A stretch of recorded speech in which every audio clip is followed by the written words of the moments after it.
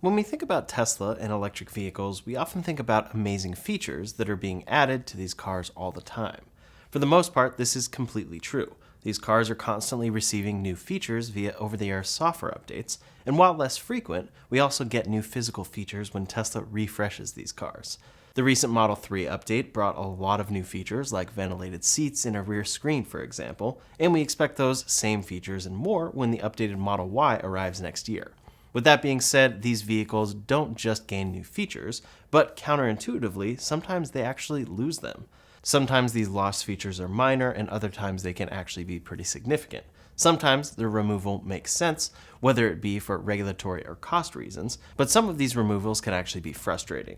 Today we're going to break down the many features that Tesla has actually removed from their cars over the years and determine which ones we do and don't miss. So with that in mind, let's get into it. First up, let's discuss some of the big removals that Tesla has made as a means of cutting costs on their vehicles. Tesla is one of the few major EV makers that actually turns a profit on their cars, and they do that by cutting unnecessary costs in production wherever they can find them.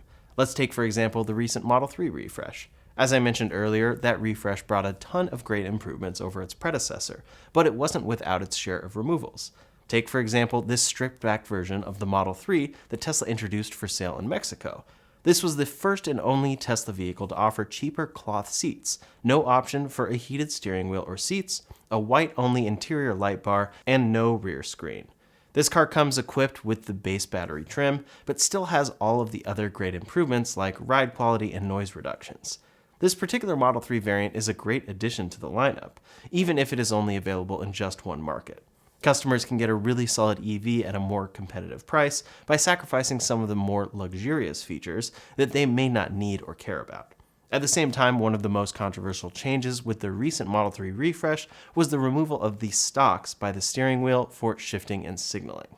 This isn't strictly a removed feature, since clearly you can still shift and use your turn signals, just those features have moved to the screen and to buttons on the steering wheel respectively. According to Tesla and Elon Musk's own rationalization, the removal of these stalks aligns with their ethos that input is error.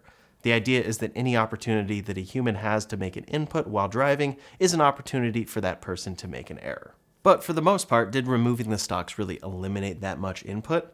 While Tesla is rolling out their auto shift feature to their cars, in a lot of circumstances you still have to shift gears on screen, just now the input is somewhere else. Same with the turn signals on this car. You still have to make an input to turn on signals, but now that input is a thumb button on the steering wheel. These thumb buttons make some sense on a vehicle like the Cybertruck, since its steer-by-wire system means that your hands never have to move from the standard position while turning and the buttons are always in reach. In a car like the Model 3, however, with traditional steering, when you're turning hand over hand, it can actually be very easy to lose track of these buttons when you might need them. Ultimately, this is a change that's pretty easy to get used to, but still, many find it frustrating that Tesla is, in their mind at least, pointlessly making a change to the way that people have driven their whole lives. While Tesla has given us a reason for this change, some people think it was more of a cost-saving measure than anything else. Removing mechanical buttons, knobs, and levers in favor of electronic buttons and on-screen features is a big cost savings in the long run, which is why so many cars are removing physical controls entirely. Again, people have mixed feelings on this particular removal, and whether you believe this reasoning is up to you, but it was undeniably a big change in Tesla's vehicles that will seemingly continue into the future. They actually first introduced this on the Model S and X refresh, so it's been around for some time. Those cars just aren't nearly as popular as the Model 3. The Model Y Juniper refresh is expected to also ditch the steering wheel stocks, meaning every vehicle in Tesla's fleet will soon be stockless. Next, we have some feature changes that Tesla has made over the years, and the first is the Model Y parcel shelf. When originally launched, the Model Y did not have any parcel shelf or cargo shelf, which meant if you had something in your trunk, anybody could look through the rear glass to see what is there. Then Tesla finally added this to the Model Y, making it a standard feature. Essentially, it's just a small lip that holds their foldable shelf. On top of blocking things from view, it helps with noise, heat, and can work as a shelf for light items while getting organized back there. In any case, a very recent change for the Model Y is that this is no longer included. Instead, Tesla charges $85 for this in their shop. It's a fairly simple part, so it's a bit of a disappointing removal, but as usual for Tesla, they may have found that many customers didn't utilize it, so removing it saved them in production. In the same vein here, Tesla removed their mobile connector. All Tesla vehicles used to come with their mobile connector. Essentially, think of this like your iPhone, including a charger and cable. However, Apple removed that charge brick eventually, and Tesla did the same with their cars. First, Tesla removed the NEMA 1450 adapter from their connector kit, meaning it only came with one connector for a standard outlet. Then in 2022, Tesla removed the connector kit altogether, and instead made it a configurable option to buy with the car.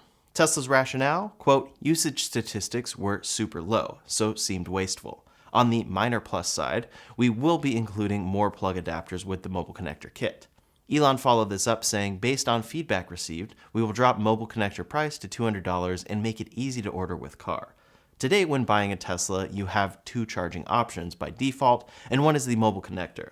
It comes with two adapters and is $250. Or you can buy it direct from their shop. Along these same lines is likely more of a controversial change, the removal of moving passenger lumbar support. And that's because you can't add this later. Most of these feature drops make sense for affordable vehicles, but for Tesla vehicles, which still all start over $40,000, they can seem a bit odd. In 2021, while parts shortages were going on, Tesla quietly removed moving passenger lumbar support. Instead, the driver's seat had an adjustable option there, and the passenger seat had fixed lumbar support with a cap over the empty control spot on the seat. Again, Tesla said, moving lumbar was removed only in front passenger seat of S3XY, obviously not there in rear seats. Logs showed almost no usage. Not worth cost/mass for everyone when almost never used. Prices increasing due to major supply chain price pressure industry-wide, raw materials especially. When the Cybertruck launched, this actually came with lumbar support in both seats again, so customers have joked that they should make sure everyone periodically adjusts the passenger side. If not, Tesla may decide to remove it once again. Right there with those three, we can look back and see that buying a Tesla at the right time could have gotten you a $250 mobile connector, $85 parcel shelf, and moving passenger lumbar support included in the cost of the car. Today, they're gone. Next up, there is HomeLink. HomeLink is Tesla's garage opener system that used to be a standard feature in all of their cars. In 2019, however, they said, quote, starting today, HomeLink will be removed from Model 3 premium interior cars in North America. With this change, all Model 3 cars will no longer be equipped with HomeLink. Model 3 customers interested in upgrading to HomeLink can purchase on our Tesla shop here. Upon purchasing, this upgrade requires installation from service. As a result of this, the Model Y and Cybertruck never launched with this feature. There are others you can use, like MyQ, if you have that, but for HomeLink specifically, it's a $350 aftermarket product on their website that's actually sold out at the moment. It also requires that install at a Tesla service center. Another $350 accessory that used to be included and has disappeared in time. A removal that somewhat slipped under the radar here is the removal of data transferring USB ports. In a Tesla vehicle, there are many USB ports, and most of these could transmit data to the car. However, Tesla dropped this. They said here, quote, for some vehicles manufactured after approximately November 1st, 2021, the center console USB ports may only support charging devices. Use the USB port inside the glove box for all other functions. You used to be able to connect multiple wired controllers, USB drives, and more to the USB ports in the center console, but Tesla removed that. However, their alternative is still pretty good. They added a dedicated data transferring USB port in the glove box to house a Sentry Mode drive for security camera footage. This works great, keeps it out of sight, adds a USB port to their cars, and delivers the functions we wanted. At first, this change seemed like a big deal, but soon it made sense. In the interior, Tesla vehicles aren't known for their really amazing sound systems. I'm a musician myself, and I'm often really impressed when listening to music in my car just how good these speakers really are. While this sound system has generally only gotten better over time, there have been some cases where Tesla has made some cuts here. Back in 2021, Tesla removed one of the speakers that came with the premium interior option for the Model 3 and Y. That dropped the total number of speakers from 14 to 13. It sounds backwards that a premium option would technically be getting less premium over time, but in all honesty, this change didn't make a huge difference in the overall sound quality. It's likely they actually realized they could get by with one less speaker and still deliver the same system. Some people were disappointed that the interior cost the same with one less speaker, but Tesla probably saw this as a way to improve their margins since there wasn't any real change in sound quality. Since then, the new Model 3 has come out, and that features a radically redesigned sound system with 17 total speakers. So for now, this only applies to the Model Y. Again, the Model Y refresh is coming soon, and we expect that car will likely get an upgraded sound system too. so this ultimately was pretty short-lived and not that noticeable of a change. What was a much bigger change, however, was when Tesla dramatically cut down on the number of speakers that came equipped in their cheapest Model Y variant. At the very beginning of this year, Tesla cut back on the number of speakers in the rear-wheel drive Model Y from the previously mentioned 13 all the way down to 7 with no subwoofer. A lot of people were really disappointed by this announcement, as it was a pretty big downgrade on a car that previously shipped with that premium audio setup. This move does make some sense as a way to improve margins or cut cost on the cheapest version of their most popular car, but it still felt like a knock against a company that had always focused on premium quality. When that Model Y refresh does come, we're probably going to see this remain the same, where the rear-wheel drive has less of a good sound system. Earlier this year, I got the rear-wheel drive Model 3, and I really did notice that sound system wasn't as good as Tesla's other sound systems. So it does make a difference when you go between rear-wheel drive and all-wheel drive, and that was a change that Tesla made. In the past, rear-wheel drive vehicles still had the same system. These speaker changes aren't the only times that Tesla has done something to change the entertainment options in these cars to remove features, however. For a while, all Tesla vehicles have been equipped with a feature that they refer to as Boombox. It allows you to use your car's external speakers to play music out loud on the outside of your vehicle. You used to be able to do this at any time, even while you were driving. Well, back in 2022, Tesla actually had to change this feature due to a complaint from NHTSA. Since they can be so quiet, all electric and hybrid vehicles are required to play some sort of noise on the outside of the vehicle in order to let pedestrians know that they are there. It's a reasonable safety feature, since these cars can be so quiet at low speeds that it's really easy to miss them compared to a noisy gas car. NHTSA determined that being able to play music outside using the Boombox feature interfered with the pedestrian notification sound, and while Tesla fought it, they eventually issued a voluntary recall. Tesla rolled it over a software update, and now Boombox is only available while your car is stationary and in park. This particular change isn't a huge deal to most people, especially since Boombox still exists. It's just that now you can only use it while in park. It makes sense that this would happen since this technically interfered with a safety issue, although presumably a pedestrian would hear your car's boombox just as much as they would the warning sound, so it seems like a bit of a moot point. On the inside of the car, Tesla has removed quite a few entertainment features over the years. Back in 2023, Tesla removed another entertainment feature over in its safety investigation, but this time it had to do with games. Previously, passengers were able to access and play some of the many games that came installed on Tesla vehicles, while the car was actually in motion.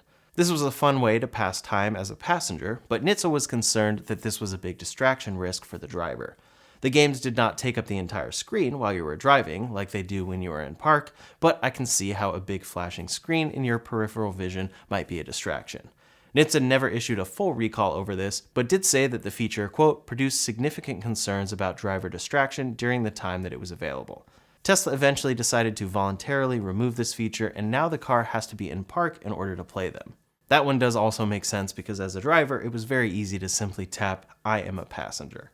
In 2021, when Tesla announced the new Model S refresh, and they had the Plaid launch event, they actually entirely demoed the Model S Plaid playing Cyberpunk on the vehicle. They talked about PS5 level gaming performance coming to this car, but that actually ended up not getting delivered on that first run of Model S vehicles. I personally experienced this buying a Model S in October, and I never got any of these AAA games like they demoed. Eventually that did come though. Back in 2022, Tesla announced that they would be partnering with Valve Software to bring the Steam video game client to select Tesla vehicles. Certain newer versions of the Model S and X came equipped with a dedicated GPU and with 16 gigabytes of RAM, making them very capable of playing a lot of modern video games.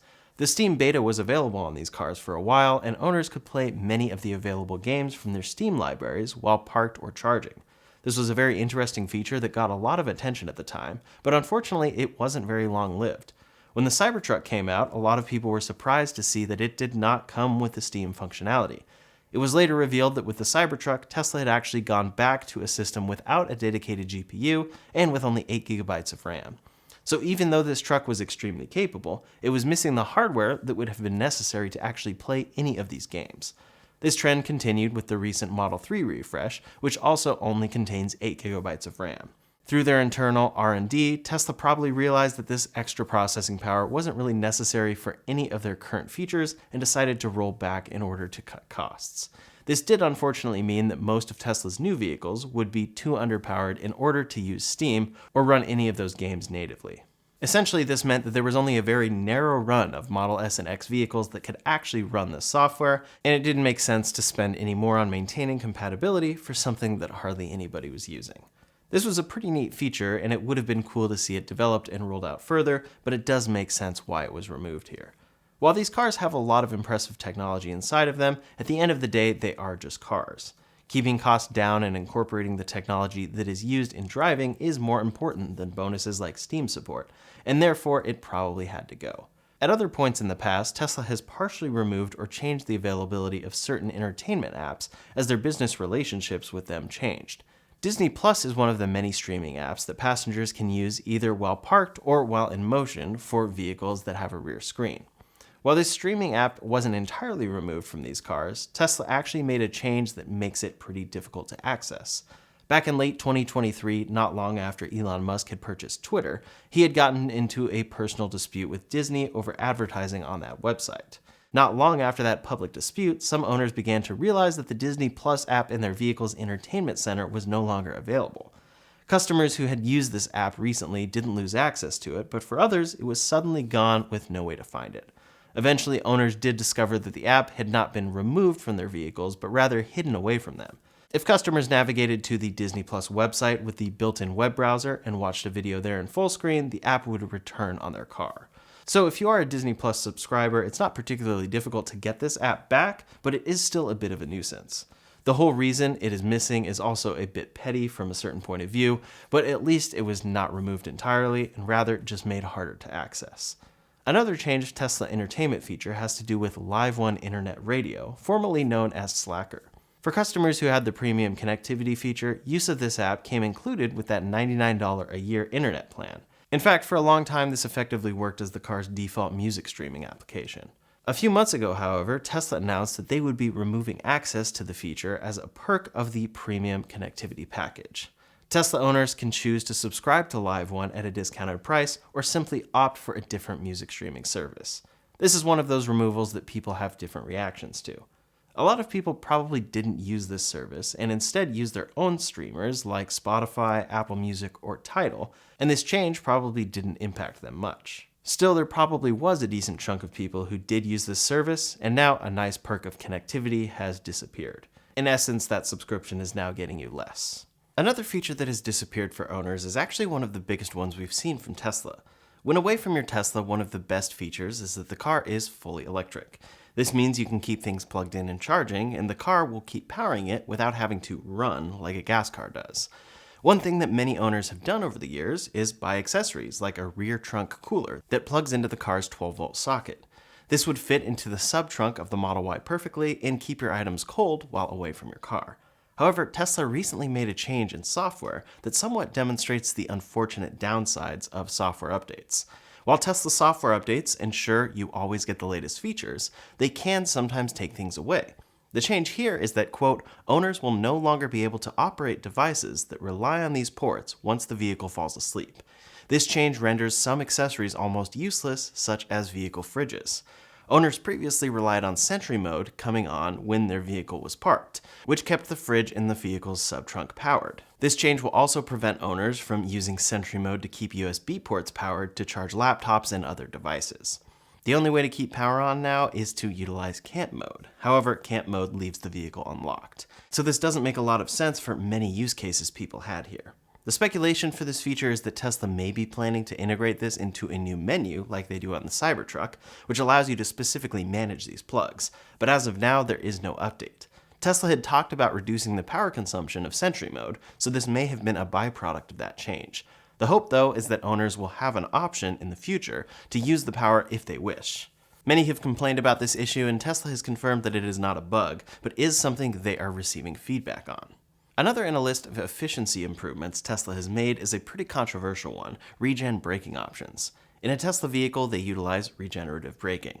This utilizes the motor to slow down your car, which puts energy back into the battery, saves your brake pads, and delivers a great one-pedal driving experience. At first, when coming from a gas vehicle, it takes some getting used to, but for most, strong regen is the preferred way to drive.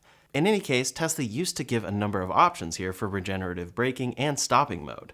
One could dial this in to feel just like a gas vehicle, but of course, lower regenerative braking actually means less efficient driving. As such, Tesla removed this option from Tesla vehicles. There used to be standard and low. Now those options are gone. On top of that, stopping modes creep and roll are no longer available in cars produced after January 1st, 2024. Tesla's bet here is that customers will realize that this is the best way to drive, with hold mode and one-pedal driving all the time. I imagine this also mitigates a certain amount of customer complaining about efficiency in their vehicles and them not seeing their battery's rated EPA range, since it does make a difference. They did say this is, quote, to help display a more accurate, efficient range estimate. So that's definitely a controversial one that changes the way your car actually drives after you've already received it. Next up are a bunch of sensors Tesla has removed over the years. Tesla is always on the tear to bring down the production cost of their vehicles. Ultimately, this is with the goal to make their cars as affordable as possible, but usually things don't go super smooth when they remove a sensor. First is radar sensors. In May of 2021, Tesla removed radar sensors from their cars. At the time, this was an essential sensor for their autopilot system, and something many assumed would prove absolutely necessary to deliver this system. This was the start of Tesla completely shifting to what they now call Tesla Vision, using just the cameras and FSD computer to deliver safety and self-driving features. At the time it was removed, it actually meant the latest Teslas had massively reduced functionality, or downgrades. Quote, some FSD features are currently disabled or limited for cars without radar. Summon is not currently available, and the UI states that Smart Summon will be enabled in a future software release. Autopilot will also have some short-term limitations, such as increased following distance, a maximum autopilot speed of 75 miles per hour, and it will require auto high beams to be turned on while on autopilot. Emergency lane departure avoidance also wasn't available at the time. In time, all of these features were restored, with autopilot returning to a max speed of 85 miles per hour, and FSD accelerating to become the incredible system that it is today. But features like Smart Summon actually took years. Ultimately though, quote, compared to radar-equipped vehicles, Model 3 and Model Y with Tesla Vision have either maintained or improved their active safety ratings in the US and Europe, and perform better in pedestrian automatic emergency braking intervention. After that removal came the removal of ultrasonic parking sensors in 2022. Tesla said of this that, quote, along with the removal of USS, we simultaneously launched our vision-based occupancy network, currently used in full self-driving supervised, to replace the inputs generated by USS. Ultimately, they did replace the function of these sensors with vision, but there still are mixed reports on if these sensors were actually better at certain things. Tesla's 3D visualizer shows you more, but some still prefer the traditional sensors anyway. With the removal of radar and ultrasonic sensors, Tesla technically dropped hardware from their cars, but in time they truly did deliver the features that it delivered. And it's hard to look at version 13 of FSD today and say that we wish we had these sensors back. Still, when buying a Tesla today, you get less sensors than a couple years ago. Now, there is one sensor that would solve a lot if Tesla simply added it back into their cars, and that's a rain sensor. Rain sensors have been around for years now, and have provided a reliable automatic windshield wiper system to many, many cars. They are also relatively inexpensive, costing around $1 or less per car. Tesla used to have these in their cars, but removed them, and it's especially noticeable on a car like the Model 3 or Y, which relies on a center touchscreen. When these wipers don't work as intended, you typically need to interface with the screen, although Tesla has added more scroll wheel functionality here over the years. Ultimately, Tesla has tried to solve auto wipers with their cameras and a deep rain neural network, but still it leaves some to be desired, and is still far from perfect. It's something that could get better in time, but still just isn't there. In fact, some actually think Tesla will solve self-driving before they solve auto wipers, which could be solved with one sensor. It's one of those stubborn Tesla things that hopefully gets fixed eventually. Last up today is a feature that Tesla had to remove, and that's many different window options. In the Tesla app, you used to have a number of options here. Your windows would automatically roll up on lock, and you could vent them from the app. However, new NHTSA regulations made Tesla remove these features temporarily. Owners noticed them disappear from their app, but soon they did come back, so ultimately that downgrade was only temporary. Tesla's journey is a story of constant evolution. While they're always pushing boundaries with groundbreaking features, it's clear that some of their decisions, like removing features, can spark debate. Whether it's cost-cutting measures, regulatory compliance, or simply shifting priorities, these changes show the challenges of innovating at scale. Despite the frustrations that some owners may feel, Tesla's strategy reflects their commitment to adaptability and long-term goals. It's a balancing act that keeps them at the forefront of the EV market, even if it means some tough choices and frustrated customers along the way. But what do you think? Are these feature removals or downgrades a necessary step towards progress, or do they take away from what makes a Tesla special? Let me know in the comments below, and in the meantime, if you want to see the latest Tesla news, you can check out that video linked up here or in the description below. Thanks so much for watching, and I'll see you on the next one.